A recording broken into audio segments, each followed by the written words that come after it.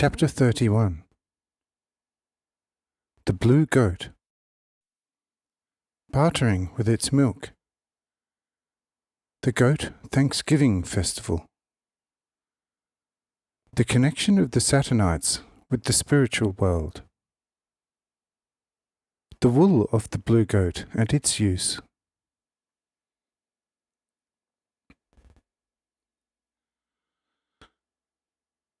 What kind of animal is the blue goat?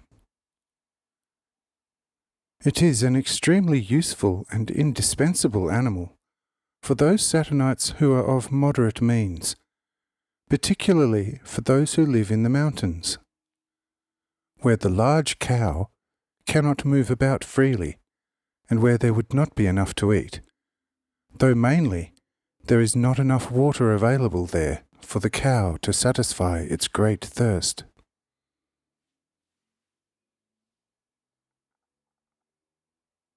What does this animal look like? Does it look like any goat on earth? No, it does not.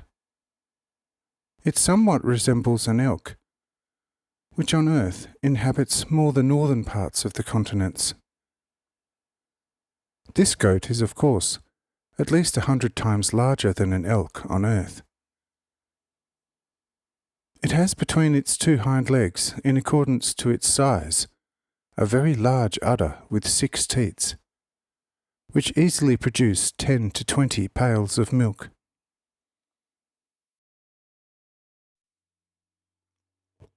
The milk of the goat is not as sweet as that of the giant cow, but it is much more fragrant and more nourishing. Therefore, it happens quite often that the mountain dwellers take their good milk products to the people in the valleys and plains to exchange it for other things which are of absolute necessity to them. On this planet there is no trade other than barter. This barter serves a good purpose for the mountain dwellers. The goat cannot thrive in the valleys and plains, but it does at the heights, where it searches for food under the snow with shovel-like forward bent horns. You should understand that on Saturn, as on Earth, the highest mountain peaks are covered with ice and snow during the time of the ring shadow. This animal is somewhat shy by nature, but when it is treated well by human beings, it becomes tame and domesticated. It almost runs behind them like your loyal dogs do on earth. Therefore, when these mountain dwellers want to go somewhere, they have to tie this animal to a long grass rope on a tree, otherwise the goat would follow them. The Saturnites, especially those that live in the mountains, have a festival every year which they offer to the Great Spirit in gratitude for this beneficial animal.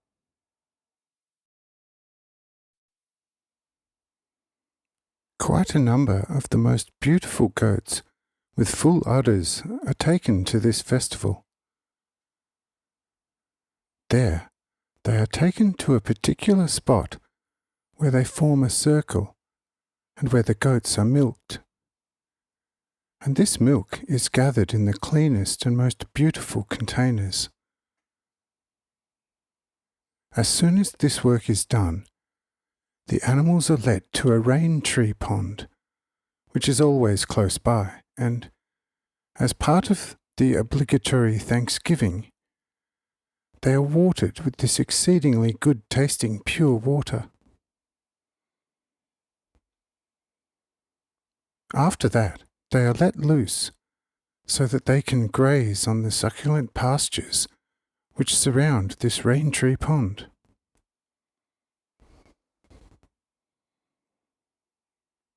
The people return to the place where the fresh milk is waiting for them in those beautiful containers. Everybody takes his container and carries it to a temple which is specially built for this festival. The temple is planted with ray trees, bruda, or grown with myrrh trees, ubra. The reason why I say planted or grown is because on this planet, temples of divine service are not built by carpenters as on earth, but are grown out of the ground alive, and consist of the most beautiful trees. These trees are planted in a particular order, almost like a cordon on earth, in the gardens, which are regularly pruned. A temple like this, when fully grown, is a magnificent sight, especially around the time when the trees are in bloom. The sight is so magnificent that you on earth cannot imagine it. This temple is so large that it would take the people on earth a whole day to walk from the holy entrance to the opposite side where the exit is. When the people have taken all their pumpkin containers with the milk into the temple, they first thank the Great Spirit for the gift of this beneficial domesticated animal, and also for the milk they have taken from it. After this prayer, the eldest rises from their midst and asks all the devout who have gathered to lie on the floor, face down.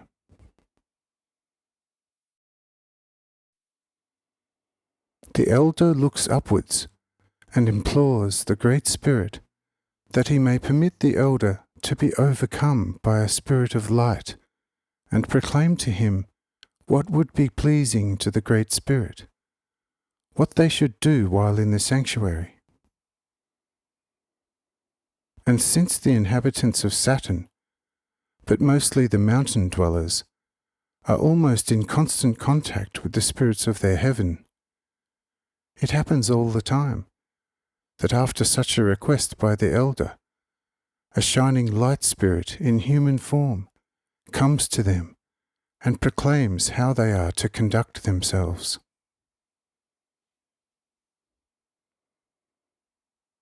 Once the spirit is finished with this proclamation, the people arise, and the elder announces what he has been told. After the sermon, the people give thanks again to the Great Spirit. Once that has been done with the greatest devotion, the people of both sexes fetch their milk containers and take them to the elder, so that he may speak the blessing of the Great Spirit over them. Then they return with their containers, embrace each other, and everyone invites the other to share his milk and an assortment of other edible foods. After such an invitation, they begin to eat in the temple and have conversations that contain all kinds of information. On this occasion, when almost all the food has been eaten, throughout the day they give thanks again to the Great Spirit, which the Saturnites seek to heighten through the songs of the birds whenever they are available. This is not done by the main singer, but by the singers of the second kind, as previously mentioned.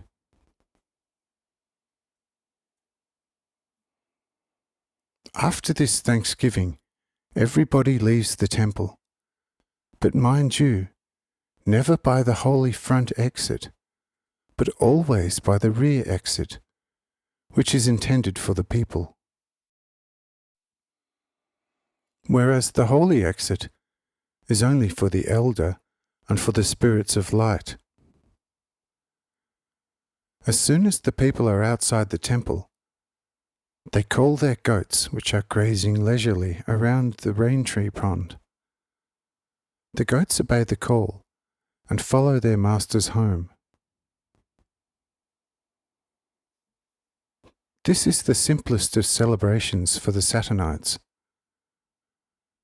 Whatever concerns their main celebrations and the main divine service shall be described when we discuss the Saturnites in particular. When the inhabitants come home with their goats, they milk them again, and then let them roam free once more, for the Saturnites build no barn for these goats. Also, nobody makes a goat his permanent possession. If a goat comes to the dwelling of a human being with a full udder, they milk it and let it go. Also, nobody has to care for a goat, feeding it, etc., as it does not require anyone to tend it. These animals take care of themselves. They are so tame, good-natured, and attached that they always come at the right time to the dwellings of the people. They also do not need a guard or attendant, because on Saturn, especially in the mountains, there are no carnivorous animals. If you remember, those animals which are wild and antagonistic usually live in areas which are far from the continents inhabited by human beings, and they are separated by water. In the countries on the continents, these wild animals only inhabit areas where humans never set foot. If that should happen, it will happen only because of curiosity, pertness, and sometimes also greed. But in the mountains, as you know, wild animals other than the pointed foot, with which we are already acquainted, very rarely live. From what has been said, you can gather how easy it is for the Saturnites to keep this animal, and how beneficial it is for them.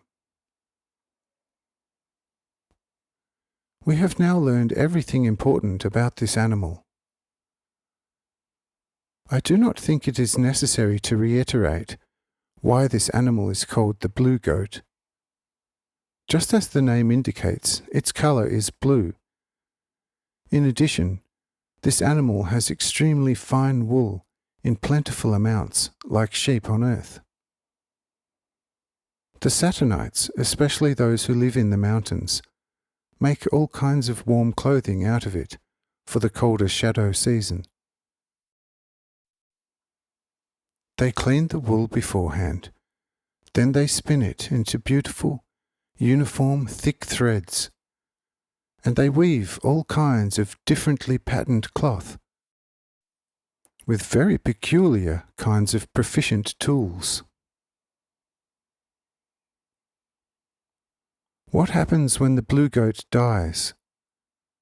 They skin it, and the meat is placed into a pit, because the people on Saturn hardly eat any meat. That is everything there is to know about this animal. In the next chapter, we shall describe another noteworthy domesticated animal.